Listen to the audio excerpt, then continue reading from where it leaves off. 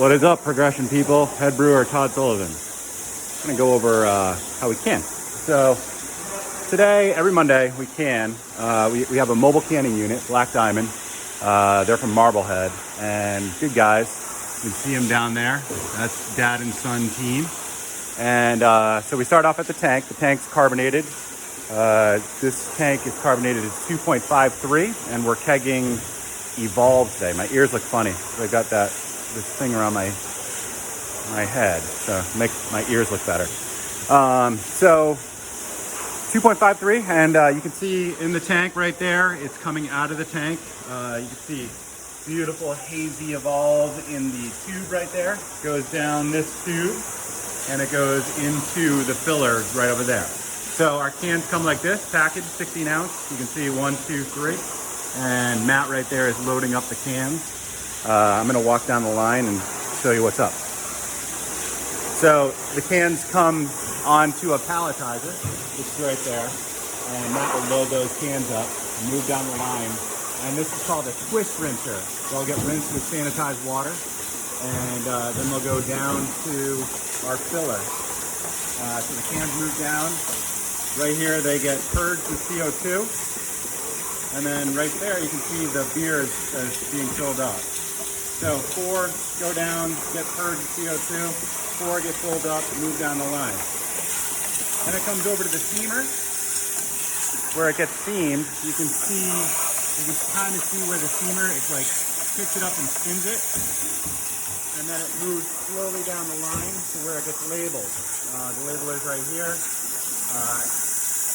And they move them onto the packing table over there where everything gets packaged. We make sure that the labels are the correct height, and we watch for weight, and we get everything right so we can get our proper yield, but also avoid oxidation and other issues that we don't want to have with packaged final material.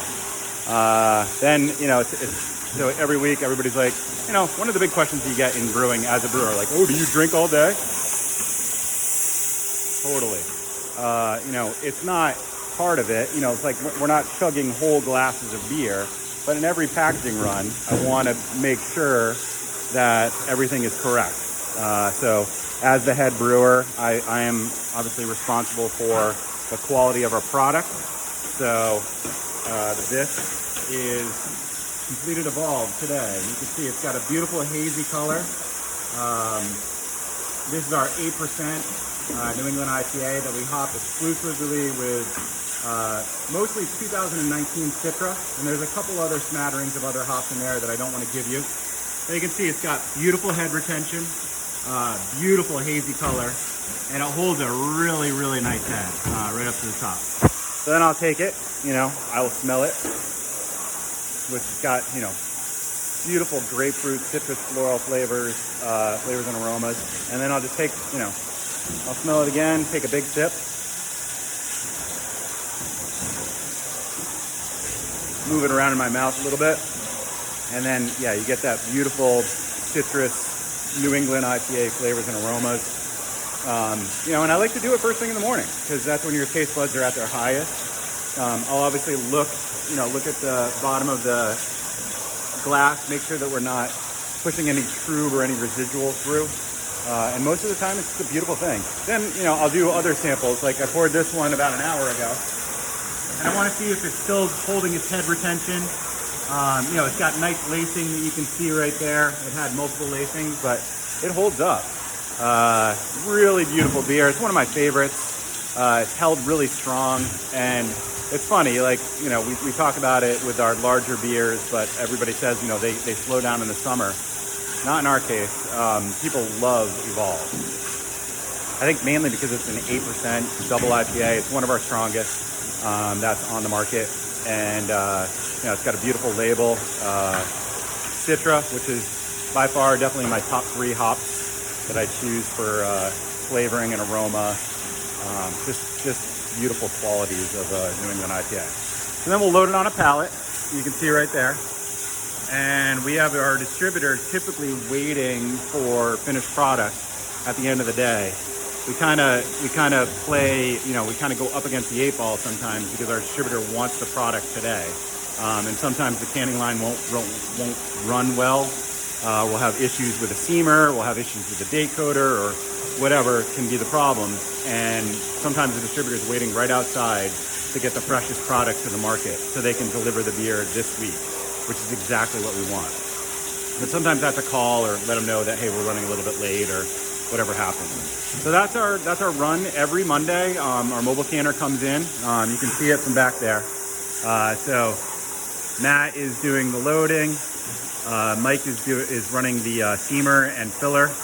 Chase, the youngest assistant brewer in the United States, is loading cans into the cases. And then I don't even know what this guy's name is, but he's loading the cases onto the pallets. And then I will basically take the pallets, put them in the cooler. We have a small cooler, unfortunately, for the amount of beers that we make here. So we really have to deal with real estate in there and move around things as the day goes on. But then fresh beer will go to the market, and we will get it out as fresh as possible. A lot of times it's going to the market 2 to 3 days after it's been packaged, and then typically it's gone from the market within 3 to 4 weeks, which is great.